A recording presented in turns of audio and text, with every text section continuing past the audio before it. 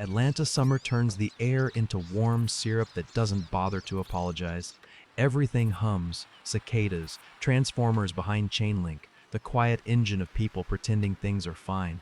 I used to be good at pretending. My name is Marcus Doyle. I keep a bank's nervous system from seizing up for a living. Servers, storage, backups that sleep with one eye open. You would think someone who lives and dies by logs and alerts would know how to read a house the same way. You would think.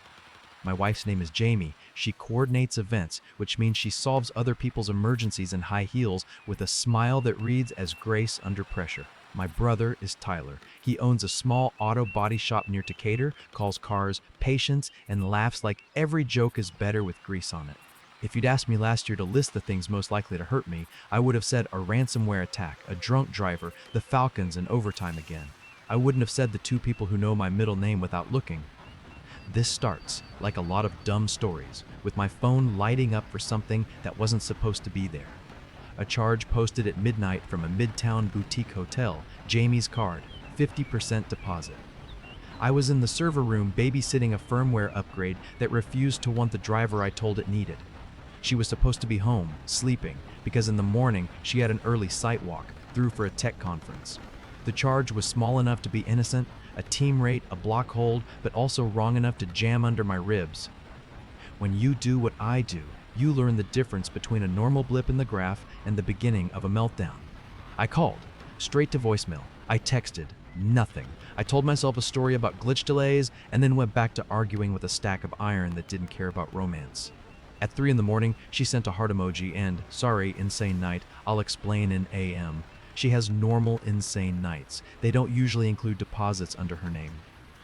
In the morning, she kissed my cheek like guilt and coffee.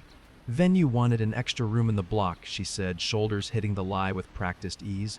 I put my card down so we don't lose it. It's covered. Don't get grumpy with me. I nodded and made a note. Not in a digital file yet, just the one you keep in the back of your skull when a fan starts ticking. I'm not a jealous man by nature. Jealous men make terrible sysadmins. They see ghosts and call them hackers.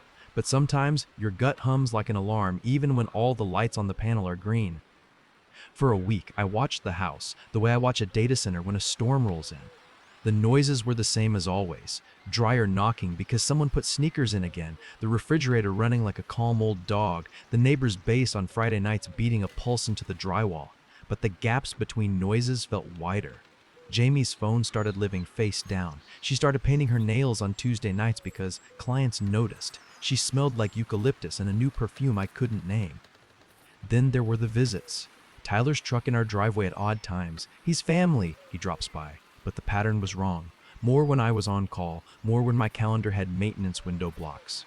The second time I rolled up after midnight and saw his taillights leaving our street, the part of me that lives on math and evidence sat down very quietly and said, okay, you can either become a detective and burn down your life one dark hallway at a time, or you can become an engineer and build something that doesn't lie to you. The next morning, I started what I ended up calling, in my head, the silence trap. People think traps are sprung. The good ones are set and then ignored until the truth walks in. The day before, I would have confronted. I would have asked questions with answers already welded to them. That's the trick of chasing truth. It convinces you that speed is virtue. But I know from racks and racks of skittish hardware that sometimes you fix things by stepping back and letting the logs accumulate. You watch, not hunt. You make room. So I made room. I stopped mentioning receipts. I stopped trying to catch her in a lie and started holding my tongue like a doorstop. I adjusted my schedule softly. I made a point of being very busy and then being very punctual about it. I updated the family wall calendar with enough detail to be a testimony later. I asked our neighbors, a retired couple who watch the cul-de-sac like it's a front row seat at a slow parade, if they could accept a package for me on Tuesday afternoons when I'd be at work. Mrs. Day afternoons when I'd be at work. Green said, of course, sweetheart, and then, before I could ask anything more, your brother's truck has the loudest muffler I've ever heard. He's been by a lot lately. You should tell him to slow down. The kids play ball. I smiled and said thanks and didn't write anything down in front of her. Later, on my lunch break, in the quiet basement office with the air that smells like dust and ambition, I started a simple text file, timeline.txt. I added dates, times, neutral words. June 3, Tyler's truck leaving 11:58 p.m. June 5, hotel charge 120 deposit Midtown. June 5, Jamie home 1020 AM shower. June 7, Jamie says event ran late downtown. Green text at 10:40 p.m. Your brother was here, tell him his taillights out. The file calmed me. It was not a fantasy, it was a log. Day 8 of the trap, I stopped asking Jamie what time she'd be home. I packed lunches for both of us without comment, kissed her good morning in the living room and not in the kitchen because that's where the kids' drawings hid me from myself. She twitched at the change and then steadied. People get used to almost anything if it saves them from changing. Day 12, I opened a shared spreadsheet in our bank portal and exported what I needed. You want to make yourself crazy? Try to prove a story with one number. You want to stay sane? Let the numbers write a story together in choir form. The choir sang about post-event, charges at places that weren't the event hotels, about lift rides ending near an address.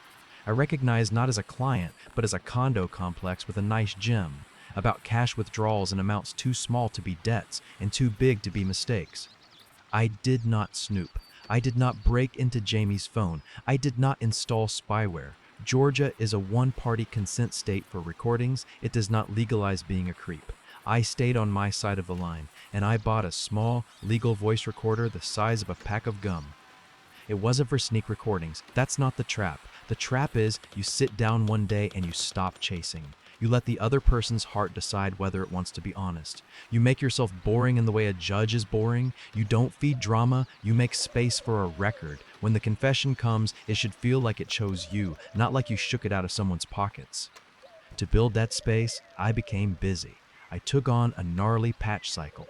4 nights a week in the office. It was true. It also served the story. I told Jamie in a flat, kind way. No edge for her to cut herself on. It made her angrier than any accusation. She wanted the old me back, the one who would stamp and sniff and make everything about my feelings so she could make it about my behavior. I gave her nothing to push against. I came home on time looking alive, not hunted. I made dinner on my nights with something like pleasure. I texted the kids' group chat we had with my brother and her with the calm of a man who had not found a second life. Someone else was living inside his. I answered Tyler's check-ins with mean-level politeness. You good, man? All good? You? Long week. He sent a muscle emoji and a video of a dog under a car. I wanted to throw my phone at the wall. I put it in my pocket instead and went to fold laundry.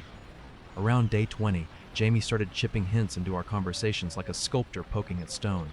Remember when you would have called me if you saw a charge and you were worried? She asked over dinner.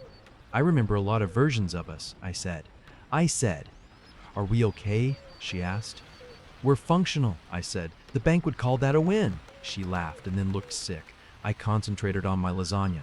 Her need for me to be jealous did something to her. The vacuum of my silence turned into a mirror, and what she saw there made her itchy. She wore lipstick to go to the grocery store that lacked the energy of self-confidence and had the heat of notice me. She picked fights about the dryer lint trap, about how I folded bath towels. Suddenly a crisis. I handled it like a change request from a business unit that wants the color blue to perform better. Okay, document your desired state. We'll see if it aligns with reality. By day 30, I had enough in timeline.txt to convince a small, skeptical jury. I had the neighbor confirmations in the maddeningly sweet tone of 2 retirees who live for good gossip and baked ziti. I had Lyft rides that started 2 blocks from our house on nights she said she was out with colleagues. I had receipts for a tapas place Tyler likes, but that Jamie doesn't, except when she did. I had my own body's memory of our bed when it smelled like someone else's cologne. I scheduled a consultation with a family attorney named Brenda, who looked like every teacher you were scared to disappoint in 8th grade. Her office smelled like clean paper and lavender. I brought the timeline and the financials and a head that wanted to explode like a cheap capacitor. Brenda told me the law, plain and dry. If there's a confession, keep it. If there's not, don't waste your life trying to become a private eye. You can record your own conversations here, she said. Don't be weird about it. Don't ambush her with playback. If she admits, note time and place. If she doesn't, you can still mediate. What you want is calm. You're asking how to win. I'm telling you how not to lose. I walked out into an afternoon that smelled like hot tires and peach skins and saw the trap for what it was, a way to keep my self-respect attached to my body while someone else fished for it in dirty water. Day 38, we had a barbecue at my brother's place. Tyler grilled burgers like a man who wanted grease to baptize him. Jamie wore the kind of sundress that makes you remember why you proposed in a rush. She leaned on the rail and laughed at his joke about a customer who wanted their Camry to growl. My chest felt like something was chewing on it from the inside. Their eyes met once too long. My silence had weight now. I set it down between us and let it be furniture. When we got home, she lingered in the driveway like someone who had lost a ring. "Your brother's happier lately," she said, careful. "Must be nice, running your own show." "He's good at working with Rex," I said. She looked at me like I'd slapped her. I hadn't meant it as a jab. The line bounced anyway. "If you have something to say," she said, "say it, Marcus. I can't do this where you act like a robot and I'm supposed to guess what you think."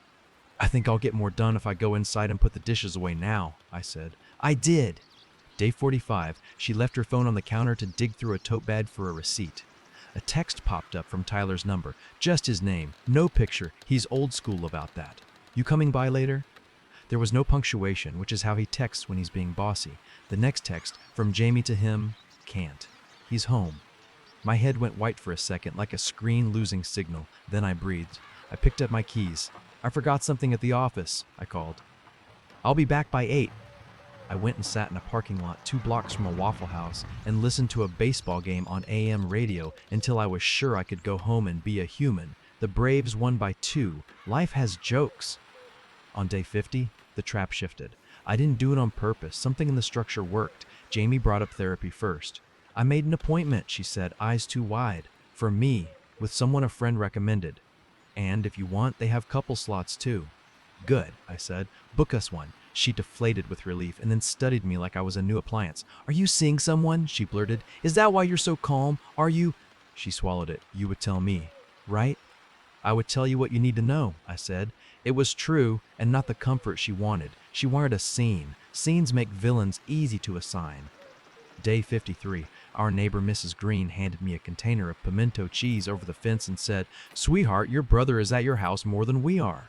I squeezed the plastic lid until it creaked and said, "He's family." And Mrs. Green, God bless her, said, "So is my cat, but he's not allowed on the stove." I laughed too hard at that. On day 59, I opened the drawer where I had put the small recorder and charged it. Georgia law says I can record my own conversations. It does not say I have to be happy about it. I put it in the pocket of my hoodie the next morning. I wasn't sure I would use it. I wasn't sure I wouldn't. The trap had been quiet for almost 2 months. Pressure makes cracks. Day 60 started like most of the last 30. Late serial, a kid across the street practicing trumpet poorly, a text from Tyler one didn't open. Jamie's mood had the itchy gloss of someone trying to decide whether to confess or double down. She looked at me over the rim of her mug like she wanted me to give her a line from an old movie so she could fall into it. I went to work and patched a cluster and ate a sandwich and stared at a screen until the numbers stopped looking like anything except numbers. At 5:30, I went home early on purpose. She wasn't there. At 6, her car pulled into the drive. She came in with a bag of groceries like a prop. "I ran by Kroger," she said. "We were out of basil. I'm making that pasta you like." "Kroger on Cheshire Bridge?" I asked, like a man reading directly from the script she wanted. "No," she said, too quick. "The one by the gym." I nodded. I washed my hands. I chopped garlic. I salted water. I waited. She waited too, like a person sitting on the edge of a diving board. I could feel the confession inside the room like humidity, like a storm no one wanted to name. When the sauce started to simmer and her shoulders dropped, I reached into my hoodie pocket and touched the recorder. Not because I wanted to trap her, because I wanted a faithful witness who wasn't me. People will tell you you misremember. People will tell you you twisted their words. I wanted to be my own stenographer without becoming a monster. "I saw your brother today," she said, not looking at me. "He was fixing a thing on my car. It was nothing. I thought you should know where I was." She set the wooden spoon down and lined it up with the counter's edge like that could make her life neat. "How long has it been nothing?" I asked. My thumb pressed the record button inside my pocket with a click I felt but didn't hear. She breathed out hard. "Marcus," she said, and then, like she was pushing herself off that board, 60 days. The words filled the kitchen and did that thing truth does when it's been waiting. It grew teeth and hands and started moving around on its own. "It started dumb," she said, words piling. "I was mad at you, and he listened, and then I hated myself, and then I told myself it wasn't like that, and then it was. I hated that you weren't jealous. I hated that you treated me like a client with a bad ticket. I hated that your silence felt safer than the way he made me feel. I don't even know if I like him. I think I just like how easy he makes shame feel." I stared at the pot because if I looked at her, I would either cry or laugh, and both would break whatever was happening in a way I couldn't fix. And on the days you told me you were buried with work, I said, you were with him. Yes, she said, small. Most of them, not all. Some were just me driving around because I didn't want to come home and sit with what I'm doing. Why my brother? I asked, finally turning to see the face of the woman I'd built a life around and all the versions of her that would no longer have a place. Why him? She shook her head like that would dislodge an answer. He's easy, she said. He's Tyler. He doesn't need anything from me except a feeling. You need math and schedules and checklists, and I wanted to feel like a storm again. I gave you a storm, I said. It came out quieter than I felt. You just didn't like that I shut the windows. I know, she whispered. I know. We stood in that kitchen and listened to sauce bubble and air move through vents. I had the confession. I had the date and the hour and the tone of voice. I didn't feel triumphant. I didn't feel vindicated. I felt tired, like people feel tired after digging holes. Thank you for telling me, I said. The recorder was still in my pocket, silently doing its one job. I'm going to call Brenda in the morning and ask her to draft a mediation proposal. We can do this without a show. We can do it like adults who once decided to share a lease. We will tell the truth to the mediator and to ourselves. I won't make you the villain in public. I won't be your audience in private. She nodded, tears rolling down her face like she was trying to be very quiet about them. Can we? She stopped. I don't have a sentence that fixes this. There isn't one, I said. Dinner burned. We threw it out. I made grilled cheese because sometimes the only ceremony life gives you is butter and heat. We ate at the counter and did not talk. I slept on top of the covers that night because my skin couldn't take any more history. The next morning, I emailed Brenda. I attached the timeline and the bank statements and, in a file named plainly, recording 60 day. I said, legals, Georgia allows one-party consent. This is a recording of my own conversation with my spouse in our kitchen. Brenda replied 2 hours later with dates for a mediation prep and a simple list that felt like oxygen, custody calendar if children were in the picture. We had decided years ago we were better as aunt and uncle than as parents. Our kids were friends' kids, property division, house, cars, retirement. We can do this quiet, she wrote. We can do it efficient. Bring your dignity. Leave the speeches. I told Jamie that afternoon. We will not be screaming in anyone's hallway, I said. We will not be making social media posts. We will not be having a family tribunal. If anyone has to wear a hair shirt, it won't be me. She laughed at that through tears she was tired of making. Sometimes laughing is the last thing left between two people who have nothing nice to give each other. Tyler texted me 5 times that week. I didn't answer the first 4. The 5th said, I'm sorry, man. 3 words I had not expected to ever see from him attached to my life like that. I typed and deleted until my phone battery worried. In the end, I wrote, this is between me and my wife and a mediator. You're my brother. That won't change. We will be limited for a while. I will not play baseball with this in the front yard. He sent back, I'll fix what I can, which is funny if you know what he does for a living. I did not laugh. Mediation happened in a room I could have mapped with my eyes closed, round table, tissue box, water cooler that made a sound like it missed the ocean. Our mediator was a tall woman with silver hair pulled back so tight it looked like no one could rattle it. She set ground rules, no interruptions, no name calling, speak into the middle of the table as if it were a person who deserved gentleness. Jamie told her version. I told mine. The recording existed if we needed it, we didn't. Confession in a kitchen carries into conference rooms like a sigh you can't stop. We built a property split the way you build a road. What can each of us live with that doesn't flood the first time it rains? She kept the house. She had more roots in the neighborhood, more lists of things that would break if she moved them. I took the Honda and the weird collection of server parts that had turned the guest room closet into a down-market Radio Shack. We divided retirement the way math tells you to, not the way your anger wants to. We agreed on a social boundary for holidays that fit within my bones. I will not spend Thanksgiving pretending I don't know what you did while you hand me the cranberry sauce. We gave it a different shape. Jamie asked for a minute alone and then came back with a small, clean sentence. I am not going to ask you for forgiveness now, she said to me and to the middle of the table. I'm going to make a life that doesn't require it from anyone. And if, 10 years from now, you end up in a line behind me somewhere and I can look you in the eye, that will have to be enough. The mediator wrote it down in the margins, not legally binding, but true. I didn't ask for the recording to be played in the room. I didn't need to hear it to know it was real. I stored 3 copies in places that would outlive my fury, because if anyone ever said I imagined it, I wanted to be able to tell myself, here, this is where it happened, this is where the trap closed and no one's hand got crushed. Neighbors kept being neighbors. Mrs. Green hugged me and called Jamie a good girl who made a bad mess and told me to bring my laundry over if I needed. Tyler showed up at my apartment. 2 months later, a square box on the 2nd floor with a balcony that looks like Atlanta is a quilt, lights stitched on under a sky that won't stop sweating, and stood awkwardly by the sliding door. I can't unscrew this, he said, because he's happiest with a tool in his hand, but I can fix your cabinet door if you want. It's sagging. I let him. He fixed it. He left a good girl who made a balcony, a bouting in 5 key. We are men who built a truce out of things we don't say and things we do with our hands, which is the only kind that holds.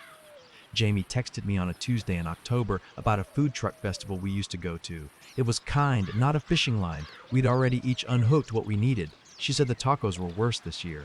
I typed a smile I didn't send.